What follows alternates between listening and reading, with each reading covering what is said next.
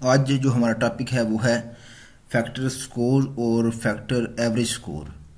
तो factor basically जब हम कोई रिसर्च वगैरह कनेक्ट करते हैं तो उसके अंदर यानी कि हमने कोई एक टॉपिक लेना होता है, उसी के ऊपर हमने मल्टीपल स्टेटमेंट्स बना के उनको हम फिलअप कराते हैं अपने रिस्पोंडेंट से, और बाद में वो एक यानी कि जिसको रिलेट कर रही थी, जैसे ये मेरे पास एक डाटा है, अगर एग्जांपल मैं दूँ तो ये डाटा स्टूडेंट्स की एजुकेशन के रिलेटेड है कि उस स्टूडेंट्स का जो CGP वगैरह होता है उसको कौन कौन से ऐसे वे फैक्टर्स हैं जो अफेक्ट कर रहे हैं उनके अंदर, यानी कि डिफरेंट फैक्टर्स हैं, आप कह सकते हैं स्टडी हैबिट्स हैं, होम इन्वायरमेंट है, ठीक है, लर्निंग स्किल्स हैं बच्चे की।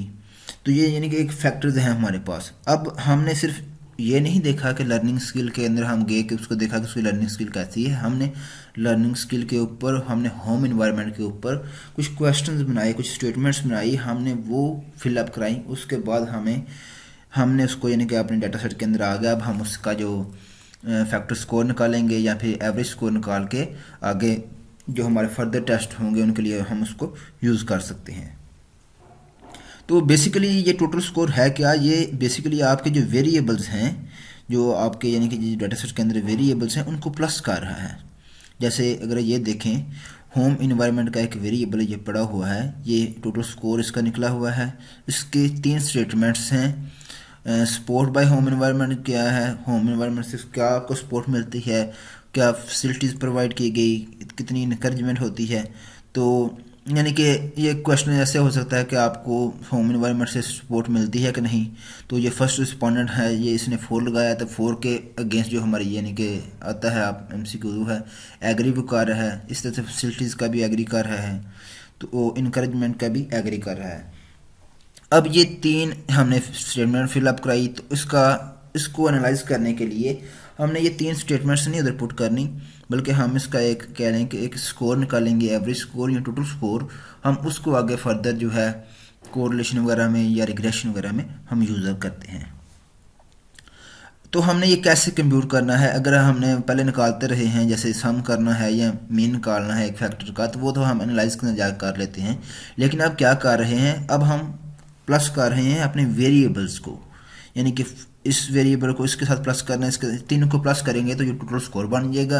अगर ये तीनों को प्लस करके डिवाइड बाय नंबर ऑफ ये वेरिएबल्स कर दें तो वो आपका एवरेज स्कोर आता है। तो उसको करने के लिए आप ट्रांसफॉर्म के अंदर जाएंगे, यहाँ से आपको कंप्यूट वेरिएबल मिलेगा। ट्रांसफॉर्म कंप्यूट वेरिएबल, ये इसका पाथ है कंप्यूट, इस पर क्लिक कर दें तो आपके पास एक नई विंडो ओपन हो जाती है इस तरह से। तो ये बिल्कुल जैसे ब्लैंक होगी। आपने पहला काम करना है कि आप जिस फैक्टर का निकालना चाहते हैं उसके रिलेटेड आप उसका एक नेम दे दें। जैसे मेरे पास, मैं पहला निकालूंगा इधर होम इन्वायरमेंट का। जैसे ये मेरे पास एक होम इन्वायरमेंट की 3 स्टेटमेंट्स हैं, support by family, facilities by family, encouragement by family. तो मैं होम का इधर नेम देता हूँ और इसका टोटल निकाल देता हूँ। होम इन्वायरमेंट का ये लिख देते हैं टोटल। तो ये इस तरह से आप इसका यानी कि एक नेम दे देंगे। उसके बाद अगर आपने इसको टोटल स्कोर निकालना है तो आपने जिस उस स्टेटमेंट्स को क्लिक करें और यहाँ से आप एरो से मूव कर सकते हैं या फिर उसी स्टेटमेंट को डबल क्लिक कर दें। अब क्या करना है, प्लस करना है टोटल निकालने के लिए, प्लस, फिर हम सेकंड स्टेटमेंट को करेंगे, फिर प्लस, इस तरह से ये थर्ड भी आ गई। ये 3 आपकी स्टेटमेंट्स हैं, इन तीनों को आप प्लस करना चाह रहे थे, प्लस का साइन यहाँ से यूज़ कर सकते हैं। ये बिल्कुल कैलकुलेटर की तरह काम करेगा आपका। तो हमने इसको क्लिक करते हैं तो आपका एक नया वेरिएबल आ जाएगा। उस वेरिएबल को आप जो है डाटा सेट के बिल्कुल लास्ट के ऊपर आप देख सकते हैं।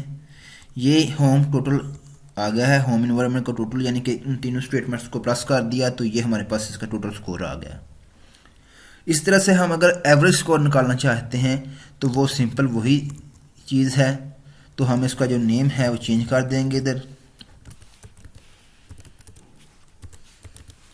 तो आपने क्या करना है कि एक तो ये है कि आप यहाँ से ये ब्रैकेट्स लगा दें तीनों के और डिवाइड कर दें जितनी नंबर ऑफ आपकी स्टेटमेंट्स हैं।